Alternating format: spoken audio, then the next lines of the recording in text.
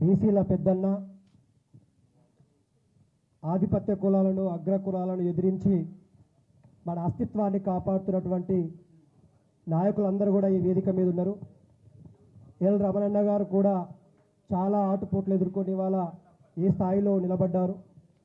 ప్రశ్నిస్తే, తెగిస్తే, పోరాడితే మనం కూడా వేదికల మీద గౌరవమైనటువంటి స్థానంలో కూర్చోవచ్చు అని చెప్పేసి నిరూపించబడ్డ ప్రత్యక్ష సాక్షి, ప్రత్యక్ష ఎగ్జాంపుల్ మన తీన్మార్ మల్లన్న గారు ఇక్కడ ఉన్నారు. అలాగే కాంగ్రెస్ పార్టీలో కూడా బీసీల వాయిస్ అంటేనే హనుమంత్ అన్న అంటే బీసీల వాయిస్, నాకు పదవులు ఇచ్చినయకపోయినా నా బీసీల కోసమే కొట్లాడతారా భయ్ అని చెప్పేసి మాట్లాడుతున్నటువంటి మన హనుమంత్ అన్న గారు ఉన్నారు. సభాధ్యక్షులు ప్రియమైనటువంటి అన్నగారు లాల్ కృష్ణ అన్నగారు బీసీల పోరాటాలలో ముందుండి ఇవాళ ఈ సభకు అధ్యక్షత వహిస్తున్నందుకు అన్నగారికి, మిగతా వాళ్ళందరికీ మా గుజ్జుకృష్ణ అన్న ప్రేమగా ఏ సమావేశంలో నన్ను పేరు పెట్టి పిలుస్తాడు, రమ్మని ఆహ్వానిస్తాడు. ఒక రెండు విషయాలు మనం మాట్లాడుకోవాల్సినటువంటి అవసరం ఉంది మిత్రులారా. సమావేశం చాలా విలువైంది, విశాలమైనటువంటి దృక్పథంతో కూడుకున్నటువంటిది. అంశం చాలా సున్నితమైనటువంటిది, భవిష్యత్తు తరాల జీవితాలను మార్చడానికి పునాదులు వేసేటువంటిది.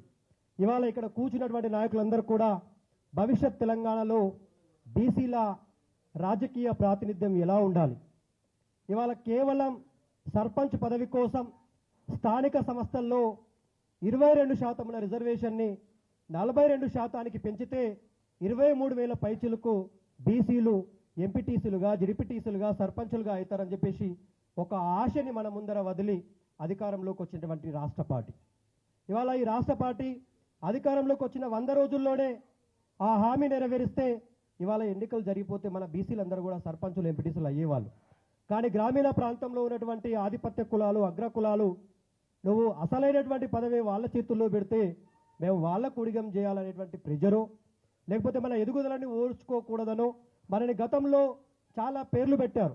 బీసీలంటే ఉసిరికాయల మూటని, బీసీలంటే మీరు ఎప్పటికీ కారు అని ఆ మాటని పదే పదే మనం ఐక్యమవుతున్న ప్రతిసారి వాడుతూ మన ఐక్యతను చిన్నాభిన్నం చేస్తున్నటువంటి కులాలు ఇవాళ మన మనుగడను ప్రశ్నార్థకం చేస్తూ ఉన్నాయి.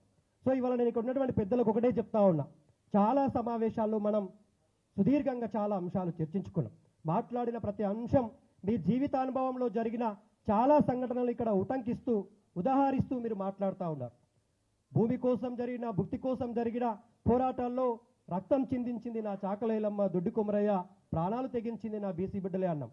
మొన్న మన కళ్ళ ముందు జరిగిన 2009 తెలంగాణ ఉద్యమంలో కూడా ప్రాణాలు కోల్పోయింది సాకలి, మంగలి, కుమ్మరి, కమ్మరి, గూండ్ల, గాండ్ల, బెస్తా కులాలకు అతీతంగా రోడ్ల మీదకి వచ్చి బట్టలు ఉతికినాం, ఎంటికలు తీసినాం, కుండలు చేసినాం, అన్ని చేసినాం.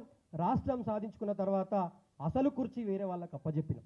ఇవాళ మనం ఈ మీటింగ్ హాల్లోకి వచ్చే ముందు నువ్వు ఏ పార్టీ నాయకుడివైనా మీటింగ్ హాల్ బయట, ఇక్కడికి వచ్చినటువంటి తర్వాత నువ్వు ఒక జనరల్ బీసీ నాయకుడిగా ఇవాళ మనం మాట్లాడుకోవాల్సిన అవసరం ఉంది. ఇవాళ ఆధిపత్య కులాలకంటూ ఒక కాన్స్పిరసీ ఉంటుంది. ఒక జనరల్ ఎగ్జాంపుల్ చెప్తా. గద్వాల్ జిల్లాలో సరితమ్మ అని చెప్పేసి ఒక బీసీ బిడ్డకు టికెట్ వస్తే 3 పార్టీలు ఇవాళ ఎగరేసుకుపోయినారు. ఒకటే కుటుంబం ఇవాళ ఎమ్మెల్యేగా కోడలు చేసుకున్నది నారాయణపేటలో, అక్కడ ఇవాళ అల్లుండేమో ఎమ్మెల్యేగా గెలిపించుకున్నది గద్వాల్లో. ఇంకా 3 పార్టీలు ఇప్పుడు డిఫరెంట్ పార్టీల నుంచి, తనేమో బీజేపీ పార్టీ నుంచి ఎంపీ అయింది.